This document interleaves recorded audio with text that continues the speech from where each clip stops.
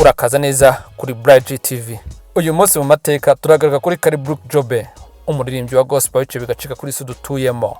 Karibrook Jobe yavutse tariki ya 6 Mata 1981. Avuga kuri papa we witwa Mark na nyina witwa Caroline. Jobe yakuriye mu bavandimwe be babiri aribo Christian na Caleb. Yakuriye mu muryango wa Gikristo kuko ise umubyara akaba yari umupasiteri muri Global Ministry at Gateway Church. Ku myaka 2 gusa Karibrook Jobe yatangiye kuririmba, nyuma ku myaka 5 atangira kuzajya mu rusengero aho se yayoboraga abifashijwemo n'umupasiteri witwaga Jarvis. Ku myaka 10 nibwo yamenye nta gushidikanya ko umuhamagaro we ari ukuyobora, kuramya no guhimbaza Imana. Arangije amashuri yisumbuye, Karibrook Jobe yinjiye muri Oral Roberts University and Christ for the Nations, aho yari ashinzwe umurimo wo kuramya no guhimbaza. Karibrook Jobe yaje kubona impamyabushobozi ya kaminuza muri Dallas Baptist University muri Psychology and Pastoral Ministries, tugenekereje mu Kinyarwanda n'ubumenyi bw'imitekerereze n'amarangamutima bya muntu n'imiyoborere y'amatorero. Nyuma yo kubona impamyabushobozi ya kaminuza, Gateway Church yamugize umushumba wungirije mu kuramya no guhimbaza kuva mu mwaka wa 2006. Kari Jobe yaje gusohora album 3 yakoze ku giti cye, kandi yabaye umuyobozi mu kuramya no guhimbaza Imana mu mishinga 2 ya Gateway Worship igihe yahabwaga ububasha na Integrity Music mu mwaka wa 2009. The Worship label yasohoye album ye ya mbere mu rurimi rw'icyongereza n'icyesipanyolo muri uwo mwaka.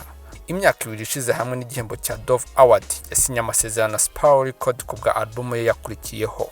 Mu mwaka wa 2012 mu kwa mbere tariki 14 yakoze indi album ayikora muri Canada. Iyo album iza gufata umwanya wa 10 muri Billboard. Kari Jobe yaje kuba nominated muri Grammy Award muri uwo mwaka wa 2012.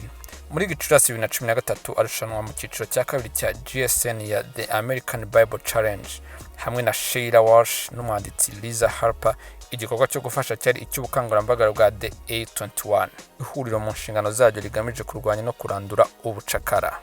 Jobe yaje kumenyekanisha ifatwa ry'amajwi n'amashusho mu bizwi nka live recording byakozwe ku itariki 2021 Ugushyingo 2013 muri Majestic Theater i Dallas muri Texas.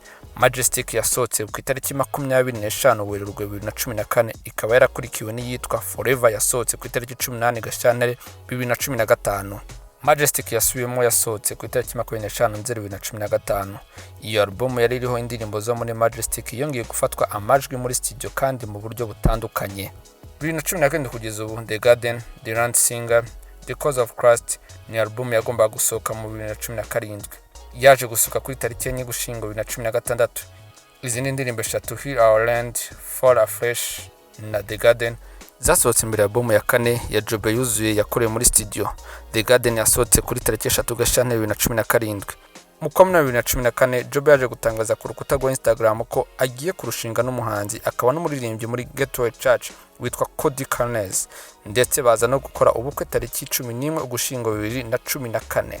Kuri Red Carpet muri The Dove Award 2015, Kari Jobe ahavugira ko we n'umutware we biteguye kwibaruka umwana w'umuhungu. Mu mwaka wa 2018 mu kwezi kwa 6 we n'umutware we barongera bati erega twiteguye undi mwana wa kabiri, waje kuvuka tariki ya mbere Ukwakira 2019. Karibrook Jobe kuri uyu munsi tariki ya 6 Mata 2020 yujuje imyaka 39 n'abana babiri ku mugabo umwe bakiri kumwe, ndetse kugeza ubu yabashije kuba nominated muri Grammy Award inshuro imwe, yongera kuba nominated inshuro 9 muri Dove Award, ndetse abasha gutsindiramo award enye. Kari Jobe ubu ni umushumba w'abaririmbyi muri Gateway Worship, ndetse arabarizwa no mu itsinda ryitwa Desperation Band. Isabukuru nziza kuri Kari Jobe.